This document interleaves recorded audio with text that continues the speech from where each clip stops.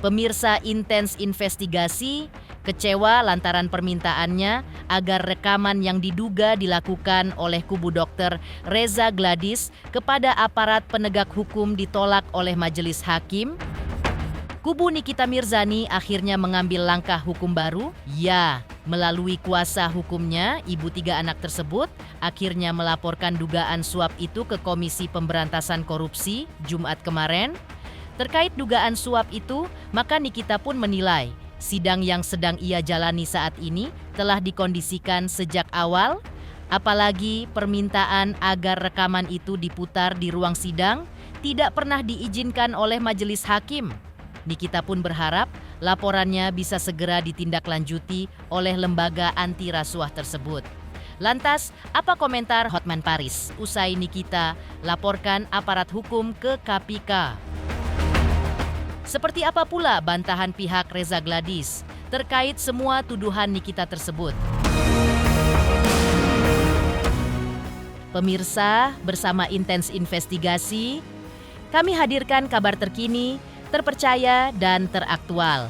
Tetapi sebelumnya, jangan lupa untuk like, subscribe, dan juga share channel YouTube ini.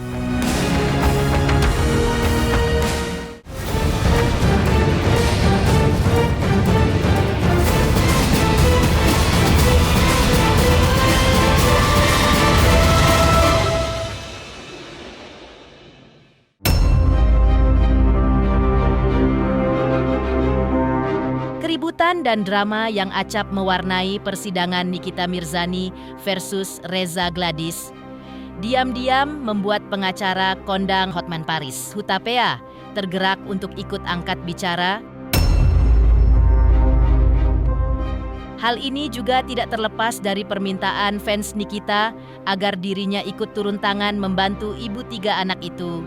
Namun, alih-alih mengiyakan permintaan itu, Hotman Paris justru meminta para pendukung Nikita untuk tidak terjebak dalam isu-isu teknis persidangan yang tidak relevan. Di luar itu, Hotman Paris juga lebih memilih untuk memberikan analisa hukum normatif terkait kasus hukum yang menjerat Nikita yang justru bisa berbalik menguntungkannya. Dan berikut 3 kemungkinan yang sebenarnya terjadi dalam kasus Nikita Mirzani versus Reza Gladys berdasarkan analisa hukum normatif Hotman Paris. Salam Hotman 911. Sudah ratusan ribu pendukung Nikita menghubungi Hotman Paris melalui chat di medsos. Bantu dong Nikita, bantu dong Nikita. Oke, sekarang kita diskusi soal analisa hukum, bukan analisa fakta kejadian sebenarnya. Saya tidak tahu fakta kejadian sebenarnya karena saya bukan pihak dan bukan kuasa hukum. Tapi secara normatif kemungkinan analisa hukumnya adalah sebagai berikut.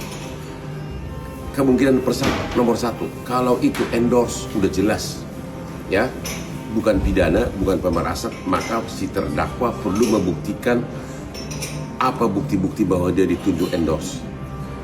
Kemungkinan kedua, kalau si pemilik skincare tidak mempunyai cacat apapun, produk skincare-nya tidak melanggar hukum, semua sesuai dengan ketentuan BPOM, ketentuan perundang-undangan, artinya si pemilik skincare itu tidak melakukan kejahatan, jadi tidak perlu ada yang ditutupin.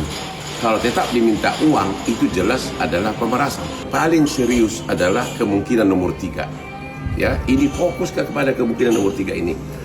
Kalau misalnya, ini kalau ya, si pemilik skincare untuk melindungi kejahatannya, ingat, untuk melindungi kejahatannya, dia memberikan uang kepada orang lain agar rahasianya tidak terbongkar. Apakah itu termasuk pemerasan?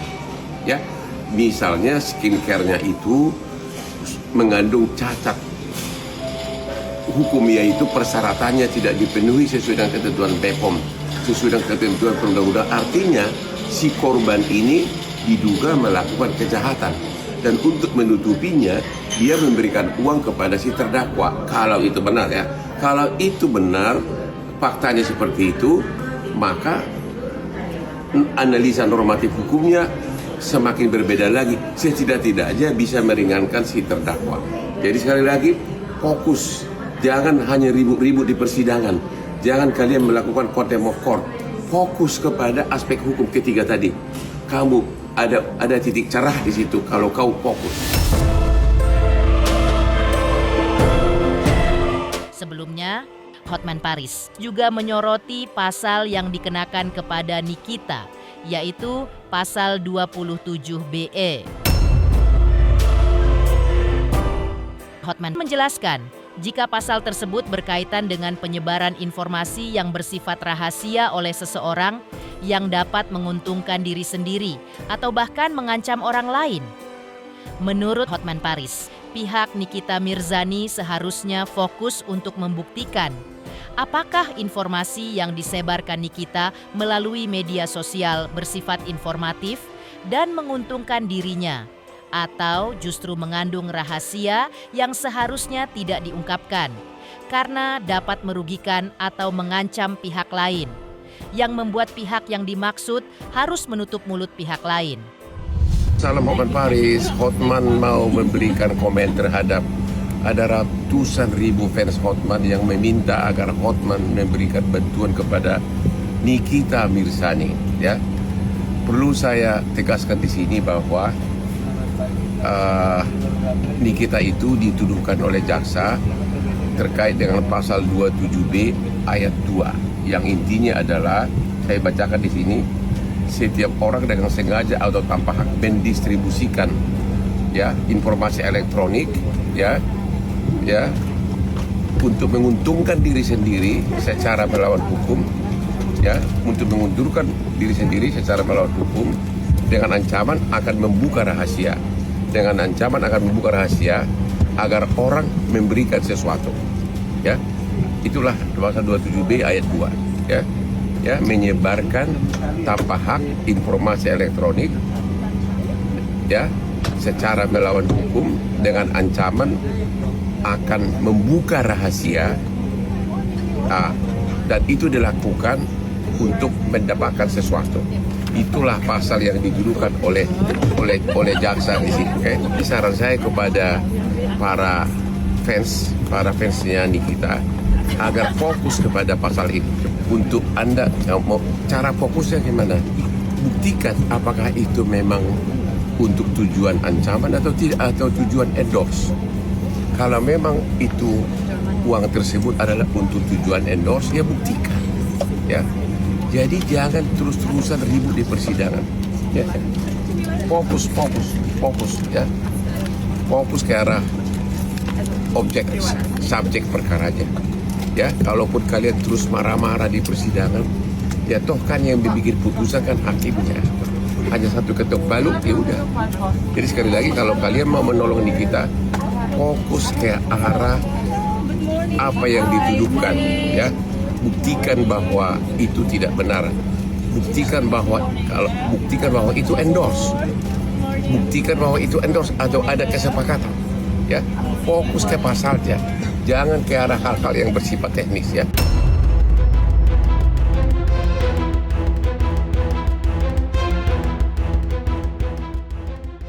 Sebelumnya, di halaman sosial medianya, Nikita Mirzani mengunggah bukti tanda terima telah melaporkan aparat penegak hukum ke KPK atas dugaan suap. Lantas, siapakah aparat hukum yang dilaporkan Nikita ke KPK atas dugaan suap tersebut? Di sisi lain, Hotman Paris justru meminta pendukung Nikita Mirzani untuk tidak terlalu menyoroti hal-hal teknis dalam persidangan, karena yang perlu disoroti justru terkait uang 4 miliar rupiah yang diberikan oleh Reza Gladys kepada pihak Nikita lewat sang asisten. Pihak Nikita harus membuktikan jika uang itu terkait endorse dan bukan pemerasan seperti yang disangkakan, serta tidak pula terkait dengan pencemaran nama baik. Karena majelis hakim pastinya akan fokus pada dakwaan JPU terhadap terdakwa dan bukan pada keriuhan yang terjadi di setiap persidangan. Dan seperti inilah analisis hukum Hotman Paris.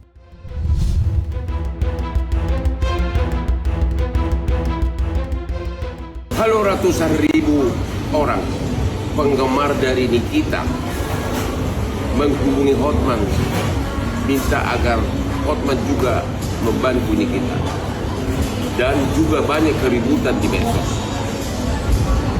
Pertanyaannya adalah, para pendukung daripada Nikita fokus ke arah tuduhan sebenarnya apa?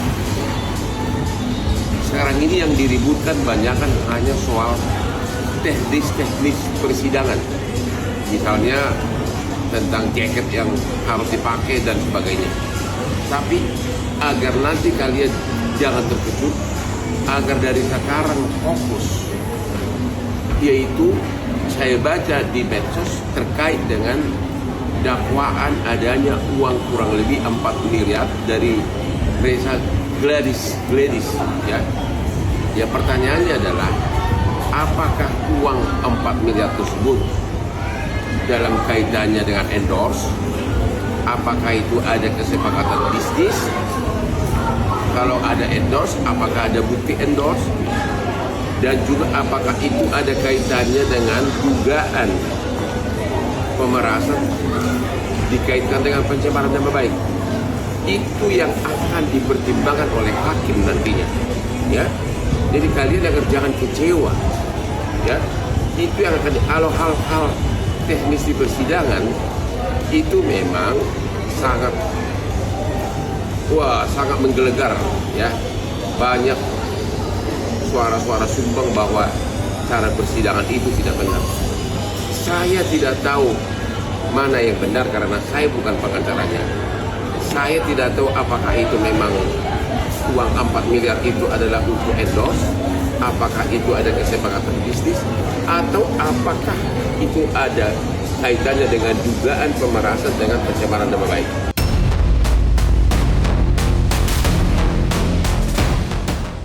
Heboh bukti rekaman suara dugaan penyuapan yang dimiliki Nikita Mirzani ternyata sudah sampai pula di telinga Reza Gladys dan sang suami atau Bah Mufid. Keduanya bahkan berniat mengambil langkah hukum karena keberadaan rekaman itu sangat merugikan mereka yang justru tidak tahu menahu soal keberadaan dan juga pelakunya. Bahkan atau Bah Mufid berani memastikan jika suara yang ada di rekaman itu bukanlah suara kakaknya. Atau Bah Mufid justru menyarankan awak media untuk menanyakan langsung keberadaan dan kebenaran rekaman itu kepada yang mengklaim keberadaannya, yaitu pihak Nikita Mirzani. Karena gini, itu udah sangat jelas banget dari awal-awal udah dijelasin, dan sekarang saya udah nggak mau bahas lagi, jadi kayak udahlah. Ya ikutin aja, aku no comment lah. Silakan aja, kalau misal ya dibuktikan aja. Kalau misal ada apa ya dibuktikan aja, gitu. Karena ya aku nggak tahu, bukan kapasitas aku untuk menjawab itu, karena itu adalah proses hukum, ya. Di situ ada aparat penegak hukum semuanya, jadi ya saya serahkan karena saya nggak tahu apa-apa. Itu rekaman itu bukan kakak saya, ya. Pokoknya ya tanyakan ke yang bersangkutan yang merekam aja, karena saya tidak pernah komunikasi. Tapi akan ambil langkah hukum nggak, Dok? Iya dong. Akan ambil langkah Mana? akan ambil langkah hukum juga nggak? Beneran ambil langkah hukum masih, Dok? Udah.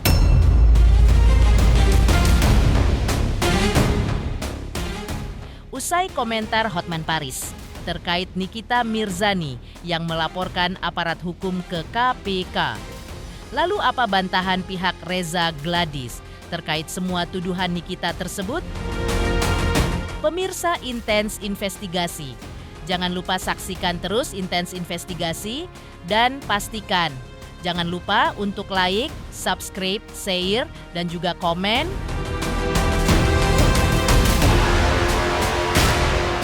Untuk Intens Investigasi karena sudah mencapai 3 juta subscribers di YouTube. Sukses selalu dan all the best.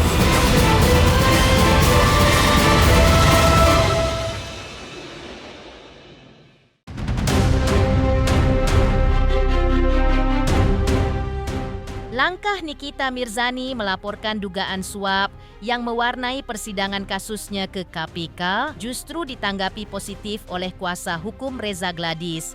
Ya, kuasa hukum Reza Gladys mengaku mereka sangat menghormati langkah hukum yang diambil oleh Nikita dengan melaporkan dugaan suap itu ke KPK. Hal ini justru sejalan dengan usulan hakim di persidangan yang sebelumnya sudah menyarankan terdakwa untuk laporkan dugaan transaksi itu kepada aparat hukum. Namun, laporan itu harus disertai dengan bukti yang jelas agar tidak menjadi bumerang buat pelapor ke depannya.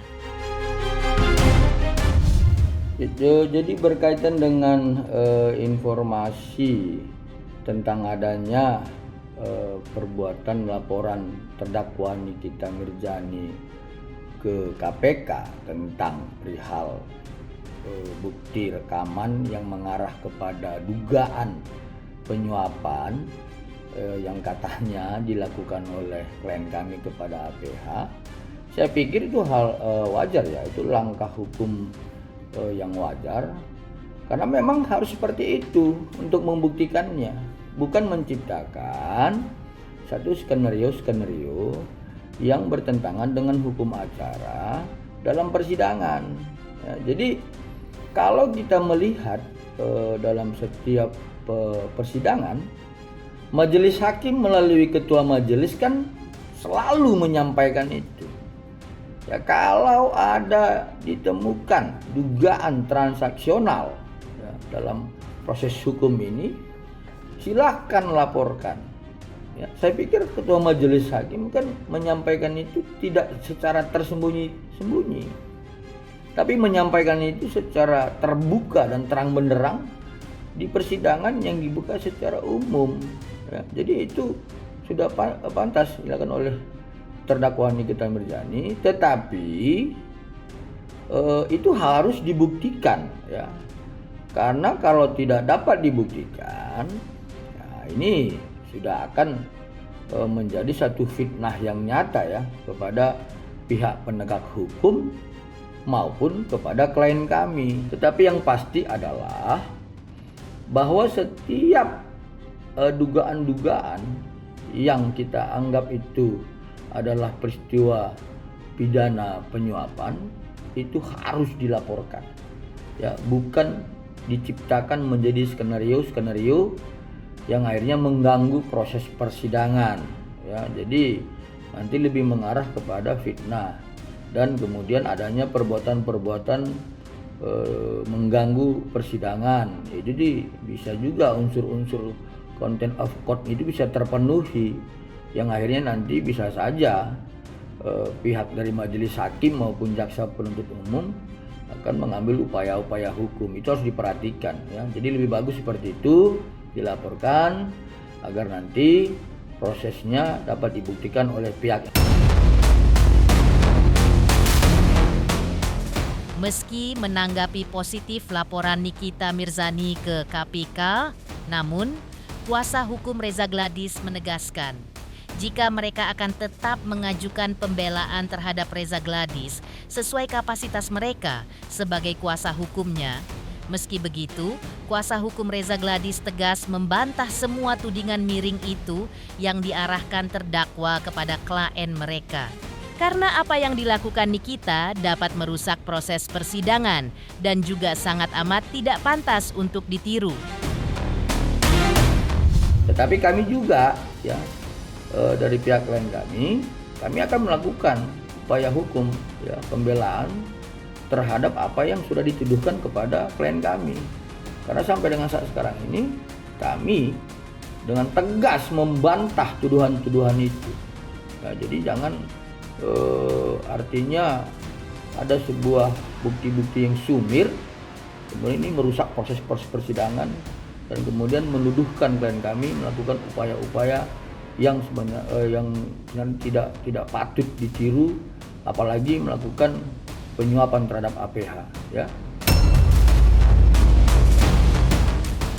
Jadi apalagi rekaman yang diberikan oleh terdakwa Nikita Mirzani kepada majelis hakim melalui bentuk flashdisk itu belum kami dengar. Tapi ada juga yang sudah beredar di media sosial suara rekaman yang kami sendiri ya sebagai penasihat hukum dari Reza Gladys tidak mengetahui dan tidak mengenal itu suara siapa. Ya, jadi perlu dipahami bahwa kami ini kan penasihat hukum dari Dr. Reza Gladys, jadi tidak sampai sejauh itu pengetahuan kami tentang siapa-siapa saja keluarga dari Dr. Reza Gladys maupun Dr. Altobah Mufid, apalagi sampai mengenali suara dari saudara-saudaranya.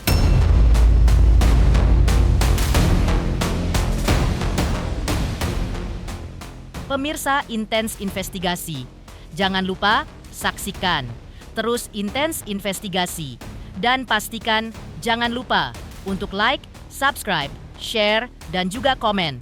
Tim redaksi Intens Investigasi juga mengucapkan banyak terima kasih kepada semua subscribers. Hingga kanal Intens Investigasi kini sudah mencapai usia 6 tahun.